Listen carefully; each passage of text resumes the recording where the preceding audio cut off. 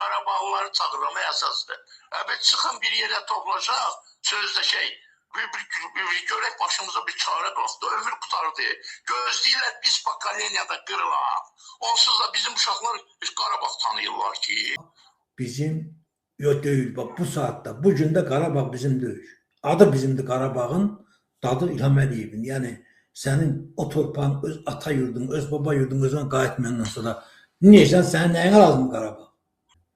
Bakın, bizim ata yurtlarımız, istənilən, bak, məsələn, deyək ki, mən öz kəndimizdən götürürəm. Məsələn, bizim kəndimizdə, bakın, ata yurdunu satan adamı həmişə qınayıblar. Məsələn, deyək ki, oğul, ata, ana, deyək ki, dünyasını dəyişir, oğul qalır, deyək ki, məsələn, deyək ki, laf gedir, nədir, Bakıda yaşayır və yaxud da başqa yerdə yaşayır, yurt qalıb orada, onu satanmır ki, ata yurdunu satmaq olmaz.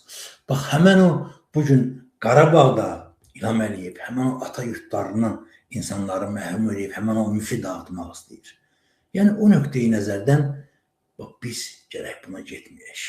O mənada ki, sənin nə haqqın var ki, sən mənə öz torpağımı qoyub, başqa bir yerdə torpaq verəsən ki, mən bilirəm, gəlsən burada yaşayacaqsan, özdə mənim evimi qoyub, mən bilirəm, Sərdar bəy onu dedi mi? Məsələn, dünən mən baxıram internetdə bir Şuşalı çıxış edir. Deyir ki, Şuşada, deməli, orada iş yerlərində bir nəfər də olsun yerli Şuşalı işləmir. Artıq biz oraya gedənə qədər bütün oradakı iaşə məsələləri, nə bilim, otellər və s. hamısı qeyri-Şuşaların əlindədir. Yəni, biz oraya yalnız elə bir ya müştəri kimi gedirik, ya da kənardan baxacaq. Ona görə deyir, oraya getməyə nə ehtiyac var? Yəni, təhsildə bu Şuşada deyil. Biz bunu Laçında da eşitmişik, bunu digər işğaldan azadılmış ərazilərdə də eşitmişik ki, artıq bəzi adamlar əhalini ora buraxana qədər o rayonlarda, o şəhərlərdə ən vacib gəlir gətirən sahələri ələ keçirdiblər. Sadıq yerli əhali orada yalnız xidmət sahələrində fəaliyyət kimi, qara fəaliyyət kimi işləyə bilərlər və ya da müştəhər kimi işləyə bilərlər. Hökumətin siyasətindən görsənən budur ki, burada bir könüllü prinsipi rəhbər götürür. Məqsəd odur ki, hamı bilir ki, Dağlıq Qarabağ turizm üçün olduqca əlverişli bir sahədir. Ona görə hökumətin özündə marağı yoxdur ki, qaçqınlar geri qayıtsın. Amma geriyə qayıtmayan qaçqınların da hamısı qaçqınlıq statusundan, qaçqın imtiyazlarına məhrum edilməlidir. Mənə elə gəlir ki, Qarabağ 20-30%-dən artıq Qarabağlı Qarabağa qayıtmayacaq.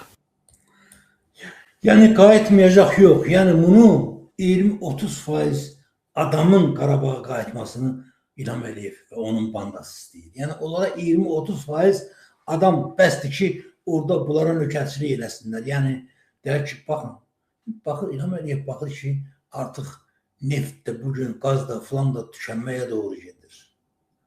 Yəni, bu Qarabağ kimi böyük, gözəl, deyək ki, turizm üçün münbit olan bir yeri İlham Əliyev bunlara vermək istəmir. İndi ola bilər ki, mən bilmirəm, əgər burada deyək ki, Putinin də, Erdoğanın da barmağı varsa, ona görə ki, fakt deyilənlər onu təsdiq edir ki, bugün Qarabağda işləyən firmaların çoxu o adamların, deyək ki, Türkiyədən, Rusiyadan gələn firmalardır.